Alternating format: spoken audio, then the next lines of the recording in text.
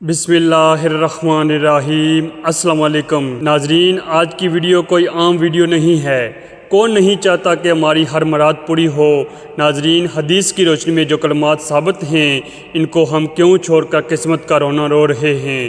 ناظرین، جو کلمات دینے جا رہا ہوں کوئی عام کلمات نہیں ہیں، اللہ تعالیٰ کے پسندیدہ کلمات ہیں۔ ربیع الاول کا ماہ جاری ہے، ناظرین یہ کلمات کثرت سے پڑھتے جائیں اور ساتھ ہی حضور صلی اللہ علیہ وسلم کی دی گئی دعا بھی پڑھتے جائیں اور پھر دیکھیں آپ کے دن کیسے تبدیل ہوتے ہیں۔ 4 کلمات جو اللہ تعالیٰ کے پسندیدہ کلمات ہیں اور حضور صلی اللہ علیہ وسلم کے محبوب کلمات ہیں، ان کو احادیث کی روشنی میں بیان کیا جائے گا۔ ناظرین، اس کا وظیفہ بھی احادیث سے ثابت ہے۔ حضور صلی اللہ علیہ وسلم کی ایک دعا وہ بھی آج کے وظائف میں شامل ہے۔ اللہ تعالیٰ ہر دعا قبول کرے گا، اللہ تعالیٰ آپ کے دلوں کو منور کر دے گا۔ ناظرین، ذرا ان کلمات کا وظیفہ دینے سے پہلے ہم ان کلمات کو احادیث کی روشنی میں آپ کے سامنے بیان کریں گے۔ ناظرین، سب سے پہلے ایک دعا دینے جا رہے ہیں۔ یہ دعا نماز میں دونوں سجدوں کے درمیان پڑھنا مستحب ہے۔ حضرت یزید بن ہارون رضی اللہ عنہما نے کہا، حضرت ابو مالک رضی اللہ عنہما نے ہمیں اپنے والد سے خبر دی کہ انہوں نے نبی کریم صلی اللہ علیہ وسلم سے سنا۔ اس وقت ان کے پاس ایک شخص نے حاضر ہو کر عرض کی، اللہ کے رسول، جب میں اپنے رب سے مانگوں تو کیا کہوں؟ آپ نے فرمایا، تم کہو اللہم اغفر لی ورحمنی وعافینی ورزقنی۔ ساتھ ہی آپ انگوٹھے کے سوا ایک کر کے ساری انگلیاں بند کرتے گئے اور فرمایا، یہ کلمات تمہارے لیے تمہاری دنیا اور آخرت دونوں کو جمع کر دیں گے۔ دعا کا ترجمہ کچھ یوں ہے، اے اللہ مجھے بخش دے، مجھ پر رحم فرما، مجھے عافیت دے اور مجھے رزق عطا فرما۔ ناظرین، 4 کلمات کے بارے میں متعدد روایات ہیں، لیکن ہم آپ کے لیے رسول اللہ صلی اللہ علیہ وسلم کی 6 احادیث کا تحفہ لے کر آئے ہیں۔ ناظرین، 4 کلمات ہیں اور ان کے لیے 6 احادیث بیان کروں گا۔ حضرت انس رضی اللہ عنہ سے روایت ہے کہ رسول اللہ صلی اللہ علیہ وسلم ایک ایسے درخت کے پاس سے گزرے جس کی پتیاں سوکھ گئی تھیں۔ آپ صلی اللہ علیہ وسلم نے اس پر اپنی چھری ماری تو پتیاں جھڑ پڑی۔ آپ صلی اللہ علیہ وسلم نے فرمایا، سبحان اللہ والحمدللہ ولا الہ الا اللہ واللہ اکبر کہنے سے بندے کے گناہ ایسے ہی جھڑ جاتے ہیں جیسے اس درخت کی پتیاں جھڑ گئی۔ گناہ معاف اور نیکیاں ہی نیکیاں۔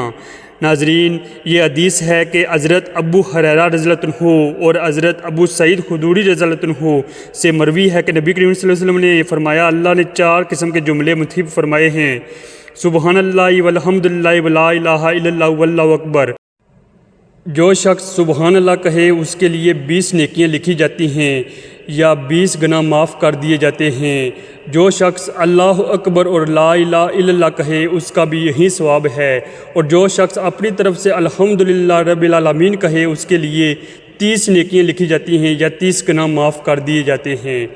حضرت ابو ہریرہ رضی اللہ تعالیٰ عنہ سے روایت کی گئی ہے کہ حضرت فاطمہ رضی اللہ تعالیٰ عنہ ایک خدمت گزار کنیز مانگنے کے لیے نبی کریم صلی اللہ علیہ وسلم کے پاس آئی اور آپ صلی اللہ علیہ وسلم سے کام کی شکایت کی تو آپ صلی اللہ علیہ وسلم نے فرمایا، تمہیں خدمت گزار تو ہمارے ہاں نہیں ملا۔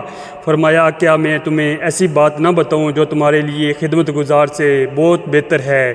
جب تم بستر پر جاؤ تو 33 مرتبہ سبحان اللہ کہو، 33 بار الحمدللہ کہو اور 34 بار اللہ اکبر کہو۔ حضرت معصب بن سعد سے روایت ہے، انہوں نے کہا، مجھے میرے والد سعد بن ابی وقاص رضی اللہ عنہ نے حدیث سنائی۔ انہوں نے کہا، ہم رسول اللہ صلی اللہ علیہ وسلم کی خدمت میں حاضر تھے کہ آپ صلی اللہ علیہ وسلم نے فرمایا، کیا تم میں سے کوئی شخص اس بات سے عاجز ہے کہ ہر روز 1000 نیکیاں کمائے؟ آپ کے ساتھ بیٹھے ہوئے لوگوں میں سے ایک نے پوچھا، ہم میں سے کوئی شخص 1000 نیکیاں کس طرح کما سکتا ہے؟ آپ صلی اللہ علیہ وسلم نے فرمایا، وہ 100 بار سبحان اللہ کہے، اس کے لیے 1000 نیکیاں لکھ دی جائیں گی، اس کے 100 گناہ مٹا دیے جائیں گے۔ حضرت ابن عمر رضی اللہ عنہما سے روایت ہے، انہوں نے کہا، ایک دفعہ ہم رسول اللہ صلی اللہ علیہ وسلم کے ساتھ نماز پڑھ رہے تھے کہ لوگوں میں سے ایک آدمی نے کہا، اللہ اکبر کبیرہ والحمدللہ کثیرہ وسبحان اللہ بکرۃ واسیلہ۔ اللہ سب سے بڑا ہے، بہت بڑا، اور تمام تعریف اللہ ہی کے لیے ہے، بہت زیادہ، اور تسبیح اللہ ہی کے لیے صبح شام۔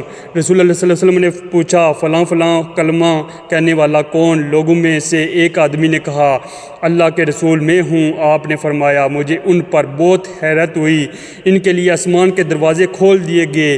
ابن عمر رضی اللہ عنہما نے کہا میں نے جب سے آپ صلی اللہ علیہ وسلم سے یہ بات سنی اس کے بعد یہ کلمات کو کبھی ترک نہیں کیا۔ صحیح مسلم۔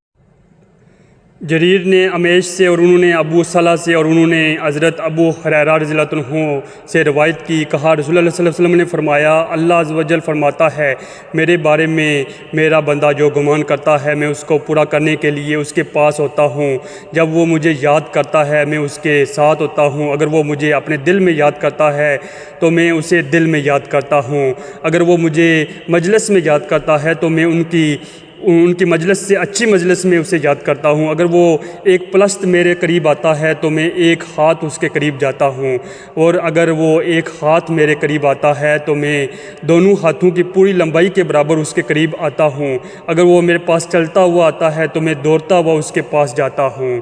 صحیح مسلم 6805 میں یہ حدیث موجود ہے۔ مالک بن مغول نے ہمیں خبر دی، کہا میں نے حکم بن عطائبہ سے سنا اور وہ عبد الرحمن بن ابی لیلہ سے حدیث بیان کر رہے تھے، انہوں نے حضرت کعب بن عجرہ رضی اللہ عنہ سے اور انہوں نے رسول اللہ صلی اللہ علیہ وسلم کی سے روایت کی، آپ صلی اللہ علیہ وسلم نے فرمایا نماز کے ایک دوسرے کے پیچھے کہے جانے والے ایسے کلمات ہیں کہ ہر فرض نماز کے بعد انہیں کہنے والا ان کو ادا کرنے والا کبھی نامراد اور ناکام نہیں ہوتا۔ 33 بار سبحان اللہ، 33 بار الحمدللہ اور 34 بار اللہ اکبر۔ ناظرین، رفاقت وائس آفیشل کے معزز سامعین، احادیث کی روشنی سے ثابت ہے کہ یہ کلمات بہت خاص کلمات ہیں، ان کا وظیفہ مختلف روایت سے ثابت ہے۔ ناظرین، ان وظائف کو صبح و شام پڑھتے رہنا چاہیے، خصوصی طور پر فرض نماز کے بعد یہ اذکار لازمی کیا کریں۔ سب سے پہلے 3 بار استغفار کریں، استغفار میں استغفر اللہ یا استغفر اللہ واتوب الیہ کہہ دیا کریں، اس کے بعد 1 بار آیت الکرسی پڑھا کریں، آیت الکرسی کے بعد 33 بار سبحان اللہ، 33 بار الحمدللہ اور 34 بار اللہ اکبر کہنا ہے، اور پھر اگر آپ کے پاس ٹائم ہو تو صبح کے اذکار میں سبحان و بحمدی کے الفاظ 100 مرتبہ کہنے ہیں۔ نماز فجر کی سنت کے بعد یہ عمل بھی کیا جاتا ہے، اس عمل سے اللہ تعالیٰ سمندر کی جاگ کے برابر بھی گناہ ہوں تو ان کو بھی معاف کر دیتا ہے۔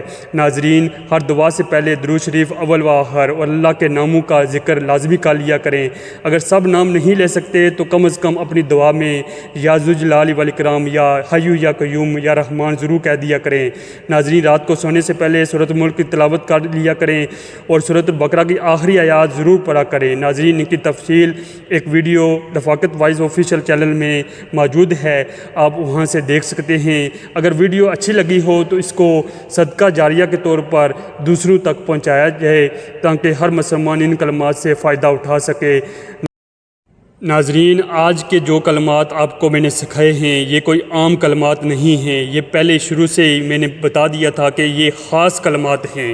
یہ خاص کلمات اس وجہ سے ہیں کہ یہ حدیث سے ثابت شدہ ہیں کہ یہ اللہ تعالیٰ کے بہت ہی پسندیدہ کلمات ہیں۔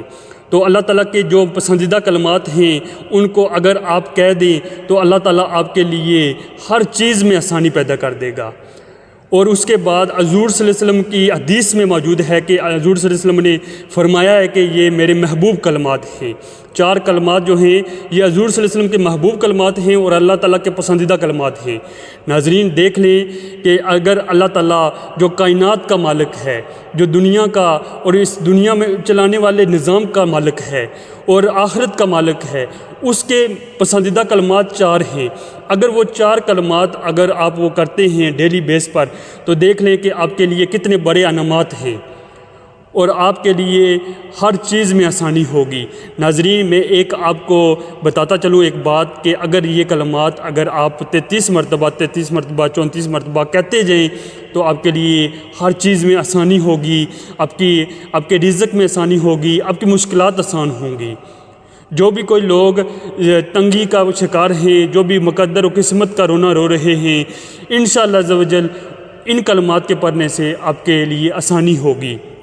اور ناظرین، یہ بات ذہن میں رکھیں کہ تیسرا کلمہ سبحان اللہ والحمدللہ ولا الہ الا اللہ واللہ اکبر ولا حول ولا قوت الا باللہ، تو یہ کلمات جو ہیں، یہ کلمات اگر تیسرا کلمہ آپ کر لیں تو یہ سارے کلمات اس کے اندر آ جاتے ہیں۔